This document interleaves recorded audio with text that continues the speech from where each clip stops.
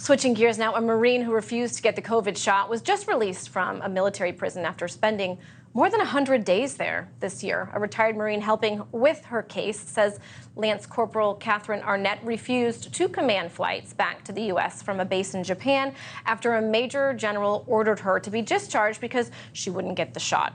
She did cite religious reasons for not wanting to roll up her sleeve. Eventually, her original charges were lifted because the military began allowing religious exemptions to the vaccine. But she still faces a long list of other charges and is now headed for a court-martial. And she's not the only one. 8,400 service members were discharged for refusing the shot. Many of them may never return to the military, even though the mandate has now been lifted. Steve Levin is a former military judge, and he joins us now. Stephen, thank you so much for joining us. There are some nuances in this particular case. So is it fair to say that her situation is a little bit different, and why? Good evening, Elizabeth. Good to be with you tonight. It would not be fair to say that Lance Corporal Arnett is being discharged because she refused to be vaccinated. I think it's fair to say that her refusal to accept the COVID vaccination started her process and started this process towards separation. But what happened was that from reading Jeff Shogel's Task and Purpose blog and other news reports, it's my understanding that Lance Corporal refused to take the vaccination. Eventually, she was facing some court-martial charges, but that was dismissed. Those charges were dismissed.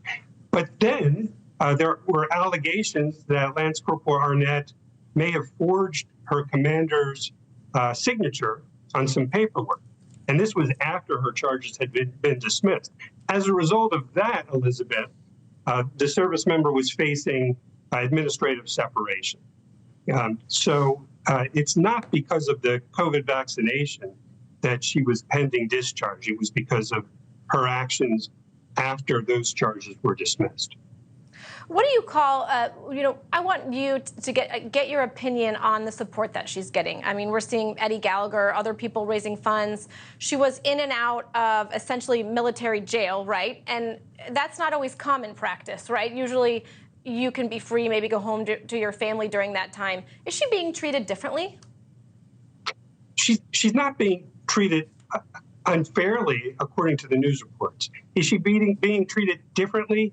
Yes, you're right, Elizabeth. Most times, somebody who's facing a court-martial, certainly a special court-martial, where the maximum potential sentence is about 1 year, there are some other potential punishments. She's not looking at a great deal of time, so it would be unusual to see someone in her situation in the brig for as long as she was pre-trial. It's my understanding, based on news reports again, that he violated or threatened to violate certain conditions and terms of her pretrial release. Now, in circumstances like that, it's not at all unusual to see a service member held in pretrial detention when they violate pretrial conditions. Right. All right, Stephen Levin, thank you so much. I wish we had more time. We'll certainly follow this story. Appreciate it. Thank you, Liz.